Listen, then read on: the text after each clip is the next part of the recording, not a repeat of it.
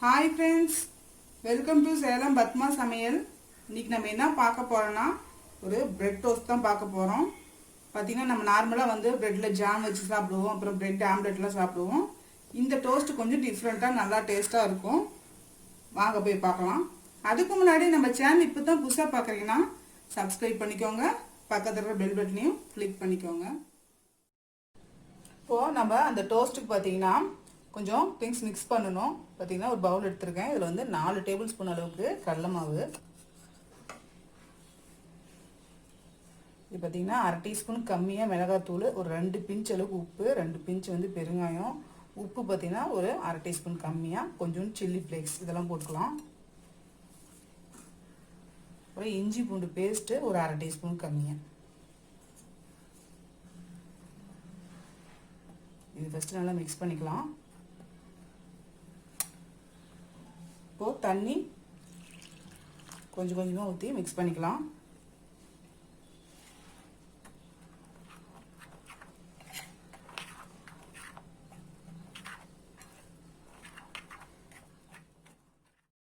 பாருங்கள், இந்த அளவுக்கு வந்து இந்த கடலை மாவை நம்ம வந்து மிக்ஸ் பண்ணிக்கலாம்.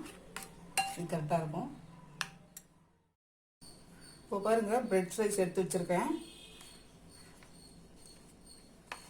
இப்போ இதில் வந்து இந்த நம்ம மிக்ஸ் பண்ணி வச்சுருக்கோம் இல்லைங்களா கடலை மாவு, அது கொஞ்சமாக எடுத்துகிட்டு அப்ளை பண்ணிக்கலாம்.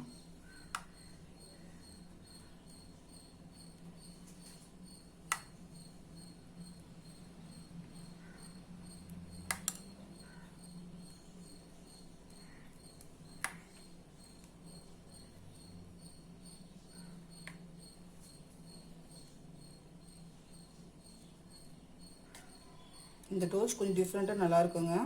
கிட்ஸுக்கெலாம் வந்து டக்குன்னு பசிக்குதுன்னா செஞ்சு கொடுத்துடலாம். இப்போ இதுக்கு மேலே வந்து கொஞ்சமாக வெள்ளை எள்ளு,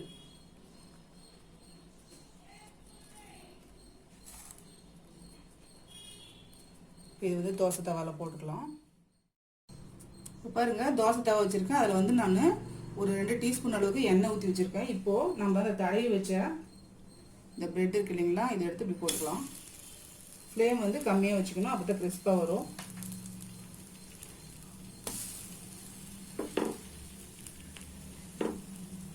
இப்போ இதுக்கு மேலேயும் நம்ம அப்ளை பண்ணிக்கலாம்.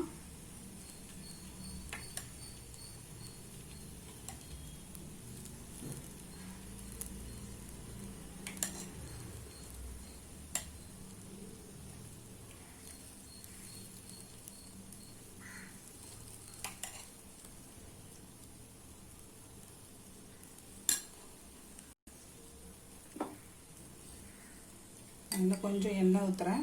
நம்ம எண்ணெய்க்கு பதில் நெய் கூட குழந்தைக்கு கொடுக்கும்போது நெய், வெண்ணெய் அந்த மாதிரி கூட கொடுக்கலாம், நல்லாயிருக்கும்.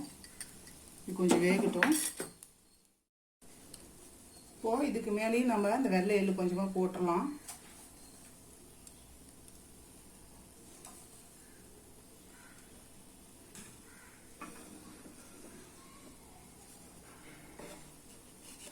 திருப்பி போட்டுக்கலாம்.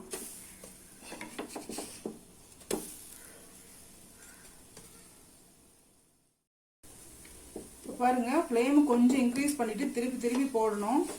அப்பதான் பார்த்தீங்கன்னா ஒரு கலர் நல்லா கொஞ்சம் கோல்டன் கலர் வரும்.